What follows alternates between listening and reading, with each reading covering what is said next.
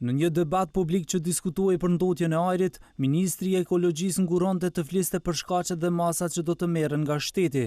Madje edhe zëdhënësja e tij insistonte që pyetjet të bëhen vetëm për temën e prezantimit të një raporti ndërkombëtar mbi ndotjen në vend. Что конкретно держава направи, за да се намали загадеността во моментот? We will keep to the themes, please. We got representatives. We got to keep the representatives here. They're coming from abroad. Atë që tha, ishte përsëritja e qëndrimit të së premtes pas takimit me inspektorët për masat e reja antindotje. What we're doing, we've got a long-term strategy in place. Në strategjinë afatgjate është gasifikimi i vendit. Në plan afatshkurtër do të marrim të gjitha masat e nevojshme për të ndaluar ndotjen, siç janë ndezja e zjarreve dhe industrinë do ta kontrollojmë më mirë. Do t'i rishikojmë kompani të ndryshme për leje integrale A dhe B dhe do të bëjmë gjithçka që është e mundur për një kohë të shkurtër.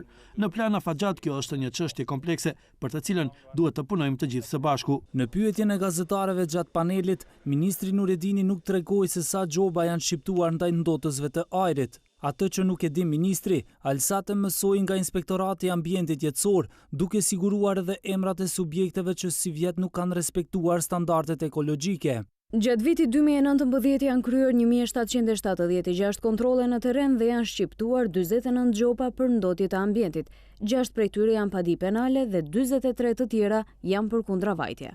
Nga shoqata e ambientalistëve thonë se Inspektorati Shtetëror dhe inspektorët komunal nuk janë në krye të detyrës dhe prania e policëve gjatë inspektimit do të lehtësonte legjitimimin e ndotësve.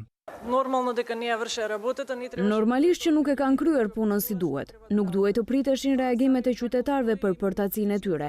Kemi kodin penal që parasheh vepra penale dhe kundërvajtjeje për pastërtim publike. Vetëm ta dini që për hedhjen e një filtri të cigares dënimi është 50 euro, kështu që shihet në terren se sa është punuar për ndotësit e mëdha. Nuk mund të presim që vetëm në bazë të apeleve të ndryshohet diçka. Duhet të bëhen kontrolle dhe sanksione të rrepta që të ndalojnë të gjithë ata që nuk e zbatojnë ligjin dhe ndotin ajrin. Ndërkaq sot Komisioni Ekonomik i Kombeve të Bashkuara për Evropën i dorëzoi ministrit të ekologjisë një raport me 72 rekomandime se si të përmirësohet ambienti jetësor. Sipas tyre, shkaktar të ndotjes janë sektori i prodhimit të energjisë me qymyr, i cili kontribuan në 90% të emetimit të sulfur dioksidit, vjetërsia e automjeteve që mesatarja në vend është 18/6 vjet dhe amvisrit. Raporti UNCS tregon se ndotja e ajrit kontribuan në 3000 vdekje të parakohshme në vit, ndërsa ulja e nivelit të grimcave PM2.5 sipas standardeve të BE-s mund të shpëtojë afërsisht 874 jetë.